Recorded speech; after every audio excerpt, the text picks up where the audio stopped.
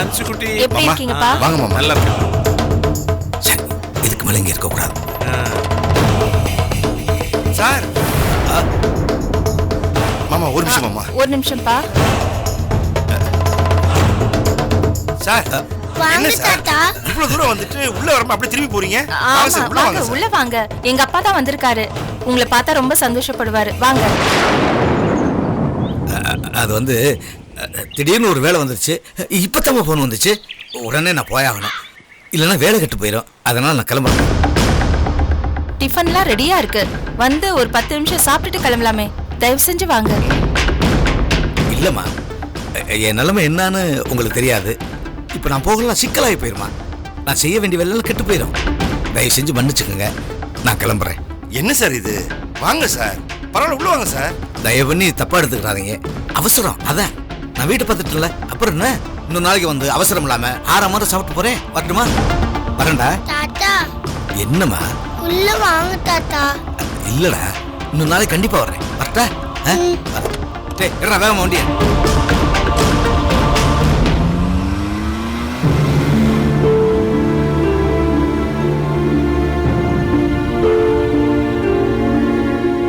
யாருமா அவரு? தாத்தா அவருதான் கொடைக்கானல்ல மங்களா சித்தியும் கையில அக்காவையும் காப்பாத்தினாரு. ஆமாப்பா, அவர் அந்த உதவியை செய்ய போய் தான் ஹன்சி அங்க இருக்கிற விஷயமே நமக்கு தெரிஞ்சது. ஹன்சியையும் அவர் தான்ப்பா காப்பாத்தினாரு. நீங்க உள்ள வாங்கப்பா, எல்லாத்தையும் விவரமா சொல்றேன். வாங்க மாமா, வாங்க. வாங்க.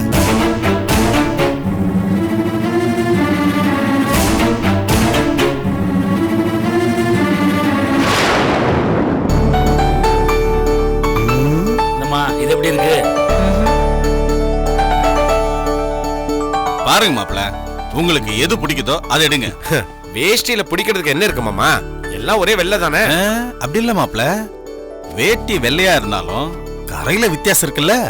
இது பாருங்க, இதுல சின்னதா இருக்கு, இதுல கொஞ்சம் பெருசா இருக்கு, இதுல அதை விட பெருசா இருக்குல்ல. எது வேணுமோ எடுங்க. எனக்கு சின்ன சரியே போதும் மாமா. மாப்ள, உங்களை செலக்ட் பண்ண கூப்பிட்டு வந்தது ரொம்ப தப்பா போச்சு.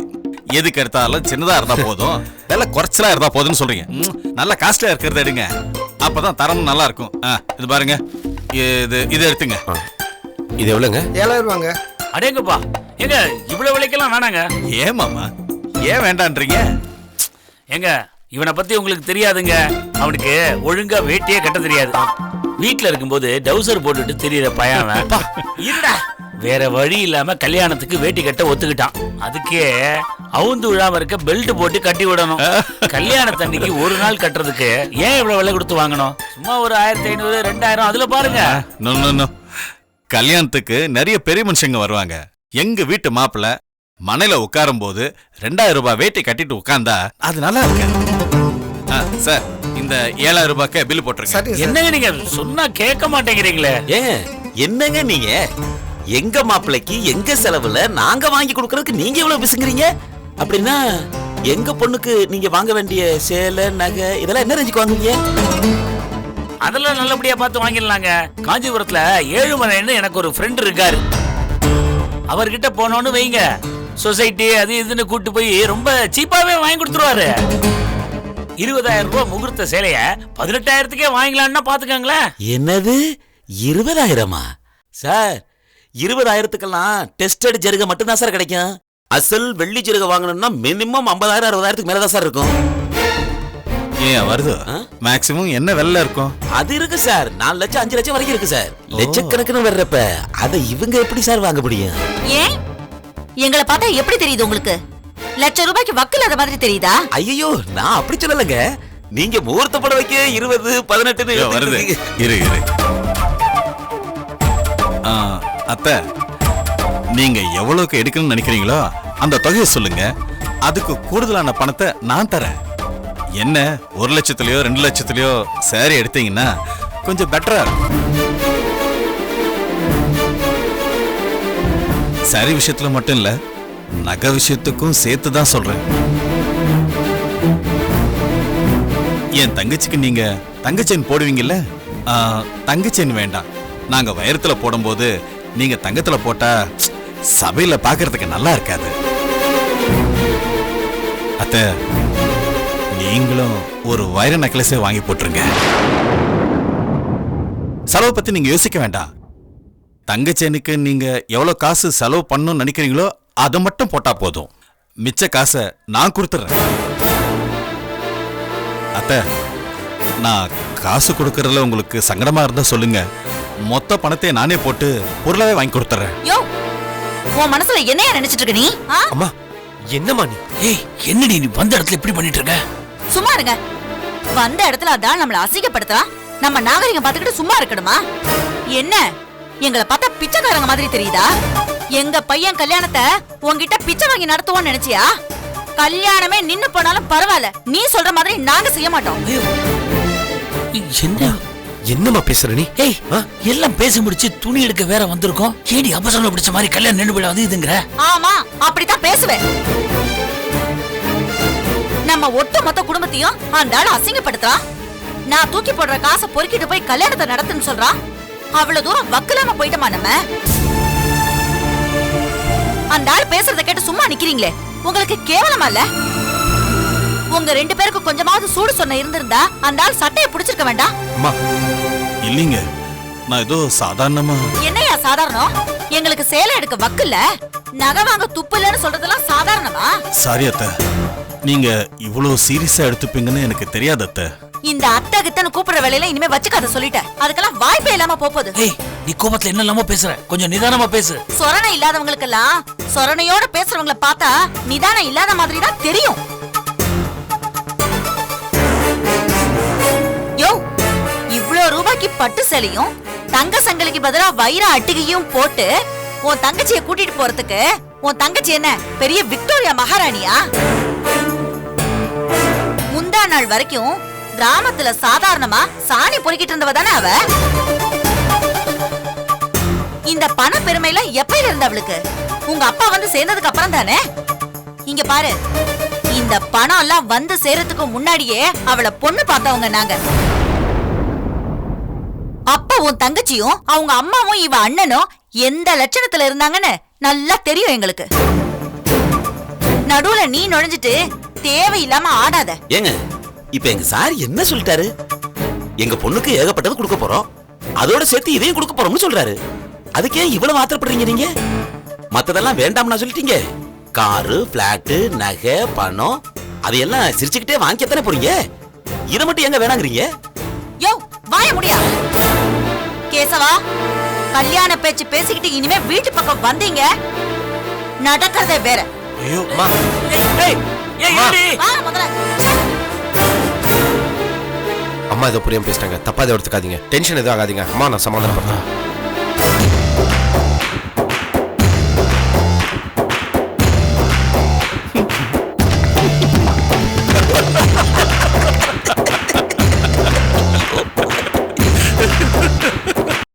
ஓ, ஸ்ரேயாவும் சித்தார்த்தும் தனியா பிசினஸ் தொடங்க ஆரம்பிச்சிட்டாங்களா? ஆமாப்பா. நல்ல விஷயம். நான் போய் அவங்களையும் பார்க்கணும். அப்பா அவசியமே இல்ல, அவங்களே இங்க வராங்க. ஓ அப்படியா? மாமா. வாமா. ஆர்த்தி வந்துட்டாங்கல்ல. மாமா. வாங்க நீ. சாரி மாமா, கொஞ்சம் லேட் ஆயிடுச்சு. ரொம்ப நேரமா வெயிட் பண்றீங்களா? இல்லம்மா, இப்பதான் கொஞ்ச நேரம் முன்ன வந்தேன். என்ன மாமா, ஏதாவது பிரச்சனையா? என்னோட பிரச்சனை இருக்கட்டும், நீ ஏன் டென்ஷனா இருக்க? உனக்கு என்ன பிரச்சனை? இல்ல மாமா, எப்பவுமே நீங்க நேரா நம்ம வீட்டுக்கு தான் வருவீங்க. இன்னைக்கு என்னமோ நீங்க அங்க வராம இங்க வந்திருக்கீங்க. நீங்க வந்திருக்கிற விஷயத்த பத்தி கேஷவ் கிட்ட கூட சொல்ல வேண்டான்னு சொல்லிட்டீங்க. இந்த முன்னேற்பாடெல்லாம் பார்க்கும்போது என்ன பிரச்சனையோ ஏதோன்னு நான் ரொம்ப பதட்டமா வந்தேன். அப்பா என்னப்பா பிரச்சனை? ஒண்ணும் இல்ல கல்பனா, உனக்கும் கேசவுக்கும் ஒரு தகப்பங்கிற முறையில செய்ய வேண்டிய கடமையெல்லாம் நான் செஞ்சுட்டேன் இல்லையா? அதுல என்னப்பா சந்தேகம்? அந்த கடமைய துரை, மங்களா, அலமு இவங்க 3 பேருக்கு நான் செய்யலையேம்மா. ஒரு தடவை எனக்கு என்ன நீங்க செஞ்சீங்கன்னு துரை கேட்டான். துரை கேட்டதை விட அவனுக்கு ஏதோ நான் பதில் சொல்லிட்டேன். ஆனா அவனுக்கு ஒண்ணுமே செய்யலங்கிறது என் மனசாட்சிக்கு தெரியும் இல்லையா? அந்த குற்ற உணர்ச்சி என் நெஞ்ச போட்டு அரிச்சுக்கிட்டே இருக்கேன்.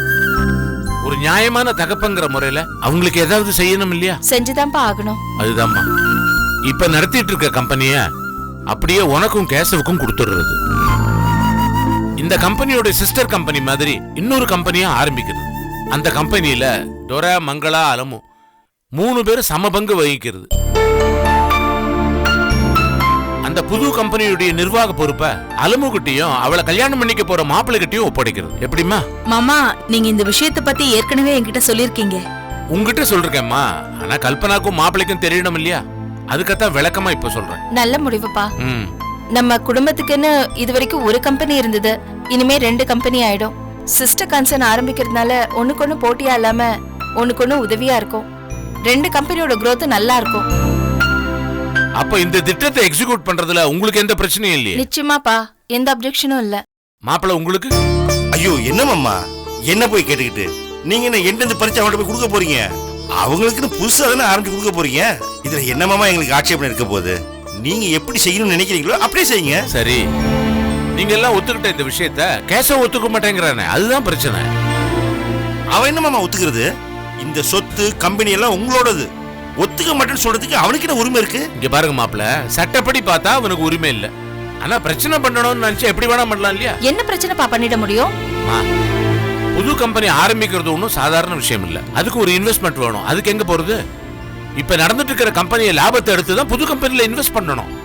தேவைப்பட்டா இந்த கம்பெனியுடைய ஷேர்ஸே கொஞ்சம் விற்க வேண்டி இருக்கும். இதுக்கு கேசவ் தயாரா இல்ல. என்னமாமா இது? கேசவ் கொஞ்சம் மாறி இருக்க மாதிரி தெரிஞ்சிச்சு. அப்ப மாறலையா? கேசவ் மாறி இருக்கிறது என்னமோ உண்மைதான். ஆனா இந்த கம்பெனி விஷயத்துல மட்டும் விட்டு கொடுக்க மாட்டேன்னு பிடிவாதமா இருக்கான். மாமா, கேசவனோட சம்மதத்தை கேட்டதானே அவன் பிரச்சனை பண்ணுவான். கேட்காதீங்க. அவனை தூக்கி ஓரவ கிளச்சிட்டு நீங்க பாட்டு பண்றதை பண்ணுங்க மாமா. உங்களுக்கு துணையா நாங்க இருக்கோம். மாப்பிள்ள, அப்படி எடுத்தேன் கவுத்தேன்னு எதுவும் செய்ய முடியாது. உங்க 3 பேர்கிட்டையும் பேசிட்டேன். அட்வொகேட் கிட்டையும் சில ஒப்பீனியன்ஸ் கேட்டிருக்கேன். அவர் கொடுத்துட்டாருன்னா அலமு கல்யாணம் முடிஞ்சதும் கையோட இந்த வேலையை ஆரம்பிச்சிடலாம். கரெக்ட் மாமா, அப்படியே செஞ்சிருங்க. ஆர்த்தி, உன்னை முக்கியமா எதுக்கு நான் வர சொன்னேன் தெரியுமா? இந்த விஷயத்துல கேசவ எந்த பிரச்சனையும் பண்ணக்கூடாது. அதை நீ தான் பாத்துக்கணும். கண்டிப்பா மாமா, நான் பாத்துக்கிறேன். நீங்க ப்ரொசீட் பண்ணுங்க. அப்ப நான் கிளம்புறேன். என்ன நீ வந்த உடனே கிளம்புறேங்கிறீங்க? இல்ல, மாமா போன் பண்ணதும் என்னவோ ஏதோன்னு பதட்டமா நான் ஓடி வந்தேன். வேலையெல்லாம் நான் அப்படியே விட்டுட்டு வந்துட்டேன்.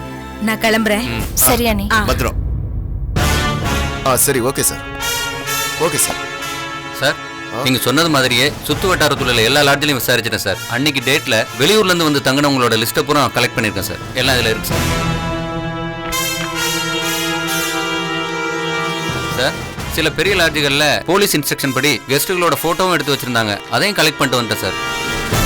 அந்த அருணாச்சலத்தை பத்தி ஏதாவது தகவல் தெரிஞ்சுதா? எஸ் சார், அருணாச்சலம் தன்னோட மனைவி மகளோட இங்க இருக்கிற டிஎம் மேனர்ல தங்கி இருந்திருக்காரு சார். காலையில செக் இன் பண்ணிருக்காங்க. ஆனா அன்னைக்கு சாயங்காலமே செக் அவுட்டும் பண்ணிட்டாங்க. அந்த அருணாச்சலத்தோட போட்டோ வந்து இருக்கு பாருங்க சார்.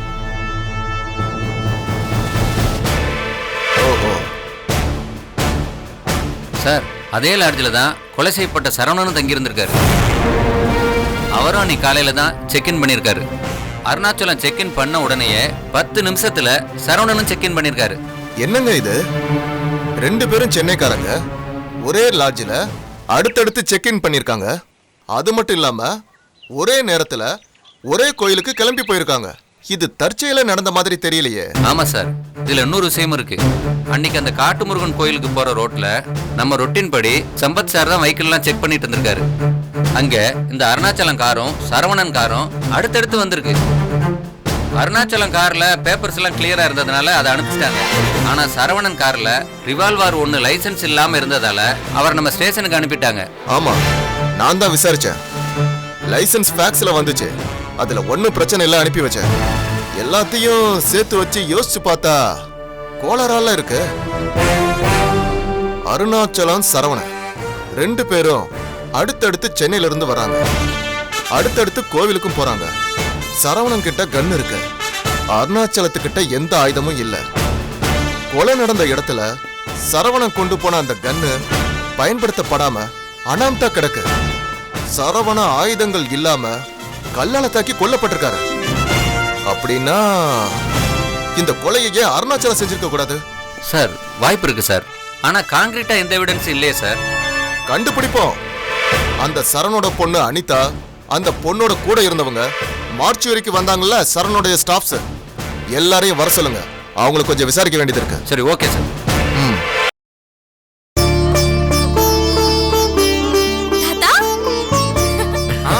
ஸ்ரேயா, வா வா வா வா வா. என்ன சித்தார்த்த, நல்லா இருக்கியா? நல்லா இருக்கு. வாங்க மாப்ள. வாமா ஸ்ரேயா. ஸ்ரேயா, நீ நினைச்ச மாதிரியே சாதிச்சிட்டம்மா. சொந்தமா தொழில் தொடங்குறீங்களாமே? ஆமா தாத்தா, ஆனா இந்த விஷயத்துல நான் எதுவுமே பண்ணல. சித்து தான் எல்லாத்துக்கும் காரணம். பாவம், அவனா எங்கெங்கயோ போய் யார் யாரையோ பார்த்து பேங்க் ஆபீசர் கையில கால்ல எல்லாம் விழுந்து லோன் சாங்ஷன் பண்றதுக்கு ரொம்ப கஷ்டப்பட்டு இருக்கான் தாத்தா. ஏன்பா சித்தார்த், எதுக்கு இந்த கஷ்டம் எல்லாம்? சொந்த தொழில் தொடங்குறதுக்கு விருப்பம்னு என்கிட்ட ஒரு வார்த்தை சொல்லியிருக்க கூடாதா? உனக்கு தேவையான பணத்தை நான் ஏற்பாடு பண்ணி கொடுத்துருப்பேன். இல்ல, சொந்தக்காரங்க யார்கிட்டயும் கையேந்தி நிக்க கூடாதுன்னு ஸ்ரேயா சொன்னல. மா, இதெல்லாம் செஞ்சு கொடுக்கறதுக்கு தான்மா சொந்த பந்தம்லாம். சரி, சும்மா வாங்கிக்கிறது கஷ்டமா இருந்துச்சுன்னா கடனா வாங்கிக்க வேண்டியதானே, வட்டியே இல்லாம. சரி, அது பிடிக்கலன்னா பேங்க் வட்டியை விட கம்மி வட்டியில வாங்கிட்டு போறது. இல்ல தாத்தா, இந்த விஷயத்துல சித்தார்த்துக்கு நான் எந்த யோசனையுமே சொல்லல. சித்தார்த் இப்படி ஒரு முயற்சியில இறங்கி இருக்கிறது எனக்கு தெரியாது தாத்தா. பணத்துக்குலாம் ஏற்பாடு பண்ணி முடிச்சதுக்கு அப்புறம் தான் எங்கிட்டயும் மாமா கிட்டயும் இதை பத்தியே சொன்னான். என்கிட்ட யோசனை கேட்டிருந்தா இப்போதைக்கு இந்த முயற்சியை வேணான்னு சொல்லி தடுத்திருப்பேன் தாத்தா. ஸ்ரேயா, நம்ம தொழில் தொடங்க போற முதல் நாளே ஏன் இப்படி நெகட்டிவா பேசுற? சேச்சே, நெகட்டிவால பேசல சித்து, என்னோட ஒப்பீனியன் சொன்னேன், அவ்வளவுதான். தாத்தா, பெருசா யார்கிட்டயும் சொல்லி கம்பெனி ஆரம்பிக்கல. இன்னைக்குதான் பூஜை, நீங்க வந்துருங்க தாத்தா. அவசியம் வரேம்மா. ஒரு நிமிஷம். ஹலோ அருணாச்சலம், நான் நாதனோட அம்மா பேசுறேன். சொல்லுங்க சம்பந்தி அம்மா, எப்படி இருக்கீங்க? நாங்க நல்லா தான் இருக்கோம். உங்க பையனுக்கு தான் எங்களை பார்த்தா பிச்சைக்காரங்க மாதிரி தெரியுது. அம்மா, நீங்க என்ன சொல்றீங்க? எனக்கு எதுவும் புரியல. எப்படி புரியும்? நீங்க எல்லாம் பணக்காரங்க, நாங்கெல்லாம் உங்க கீழே இருக்கிறவங்க ஏழைங்க.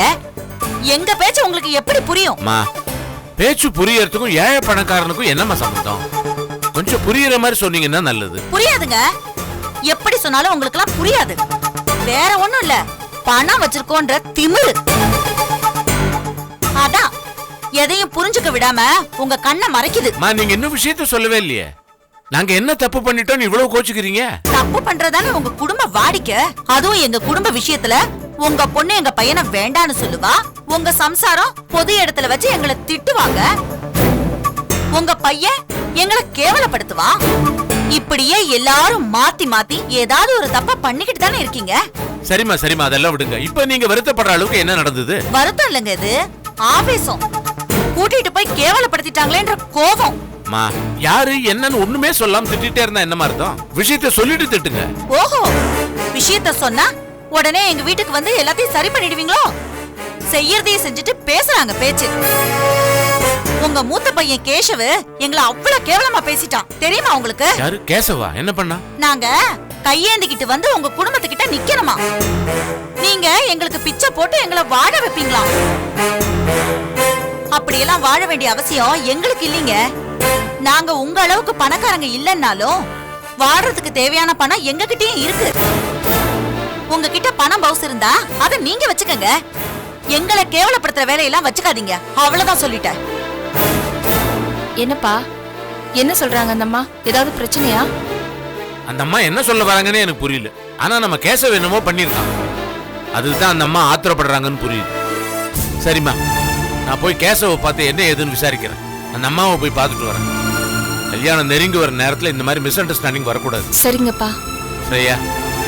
இந்த நிலைமையில உன் கம்பெனி பூஜைக்கு என்னால வர முடியாது. இது கவனிக்காம அங்க வந்தேன்னா அலமுச்சித்தி கல்யாணம் பிரச்சனை ஆயிடும். அதனால நான் அதை போய் பாக்குறேன். உங்க அப்பா அம்மாவை கூட்டிட்டு போய் பூஜையை ஆரம்பி. நான் இன்னொரு நாளைக்கு கண்டிப்பா. சரிங்க தாத்தா, நீங்க அதை பாருங்க. All the best. All the best. வரேம்மா. தேங்க்யூ தாத்தா. சரிப்பா. இவரை தெரியுமா?